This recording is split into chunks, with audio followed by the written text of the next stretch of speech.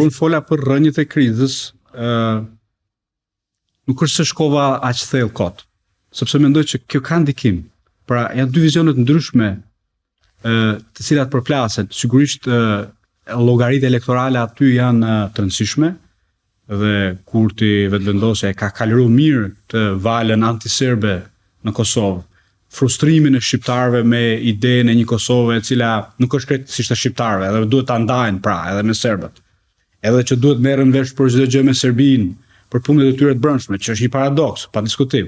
Po ti e din që proceset shndërtuese nga lart dhe nga jashtë krijojnë këto efekte anësore. Dhe nuk i kanë krijuar vetëm Kosovë, i kanë krijuar edhe vendet e tjera. Megjithatë, kjo çarje, them unë, mendoj unë, ka dëmtu një trashëgimi, do të thoja unë, shumë të rëndësishme politike që la udhëheqja e vjetër e LDK-s veçanërisht, me Rugovën në krye, ku përgjithsisht është gjendur konsensusi për sa i përket çështjeve me interes kombëtar me gjitha palëve, sepse debate të tilla ka pas edhe atëherë.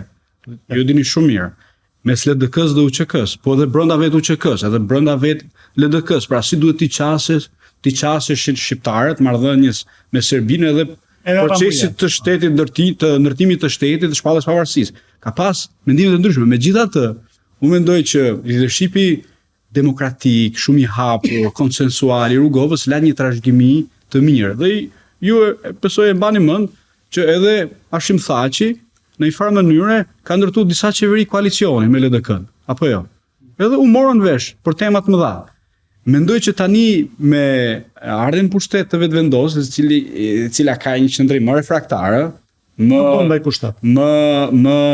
delegitimues ndaj elitës tradicionale politike, posaçërisht në raport me koncesionet që këta kanë bërë në Bakon Ahtisaari, në dialogun e ndërmjetësuar nga Bashkimi Evropian me Serbinë e kështu me radhë, jemi në një momentum tjetër ku duket që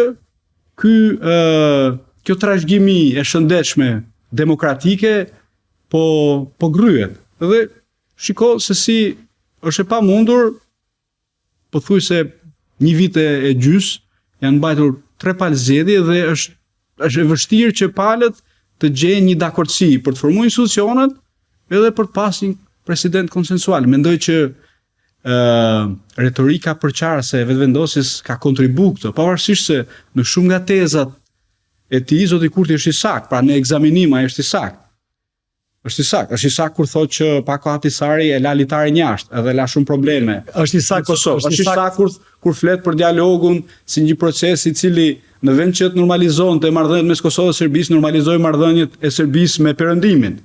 Megjithatë, në fund të ditës, unë mendoj që shqiptarët duhet ta gjejnë kthjellësinë për të marrë vesh me njëri tjetrin, për të formuar institucionet edhe për të ecur përpara në një platformë e cila kanë qendër interesin kombëtar. Pastaj, sigurisht ato janë ndarë dhe ndalen gjithmonë sa i përket modelit zhvillimit në Kosovë, taksimit, raportit të shtetit me zhvillimin ekonomik, me qytetarët e kështu me radhë. Këto janë çështje të brendshme të cilat është krejt legjitime që vetvendosja, LDK-ja, PDK-ja, AK-ja dhe çdo aktor tjetër politik të kenë debatet e tyre, por në raport me interesin kombëtar edhe formimi i institucioneve, i garantimit një stabiliteti qeverisë, mendoj që është në funksion të interesit kombëtar, do duhet merreshin vesh, apo jo?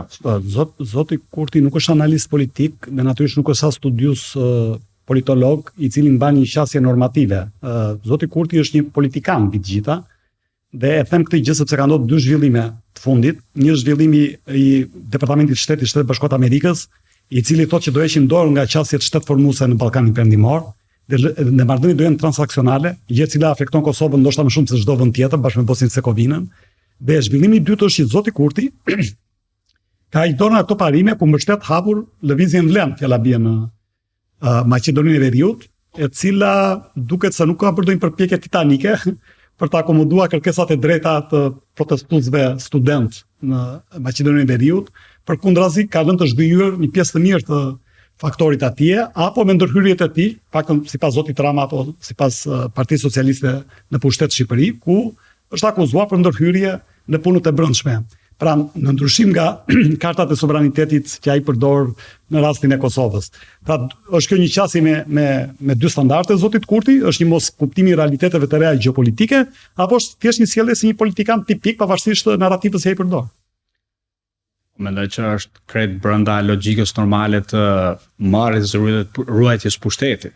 Megjithatë, pyetja që duhet ngrem ne këtu është a i shërben kjo interesit Kosovës? Sepse zoti Kurti ka pushtet tashmë rreth 6 vite apo jo? Ai shërben? Mendoj që mbajtja e Kosovës në këtë gjendjen e hibriditetit, pra ku edhe është shtet, po edhe nuk është krejtësisht shtet, sepse sovraniteti i saj është i kontestuar edhe nga brenda, nga serbët në veri, por edhe ndërkombëtarisht, apo jo? Nuk ka ulse në OKB. Procesi i integrimit në BE është krejt në pikpyetje ose ka ngesur krejt. Asnjë organizatë kombëtare në 6 vitet e fundit. Nuk flitet fare, pra për një perspektivë realiste të integrimit Kosovës në BE, më rëndësishme se sa kaq për hapjen e një shtegu që të përshpejtohet integrimi i Kosovës në NATO, sepse Kosova ka një problem sigurie. A softon në samitin Ankaras? Nuk është bërë pjesë. Sigurisht, nuk është bërë pjesë asnjë organizatë të rëndësishme ndërkombëtare.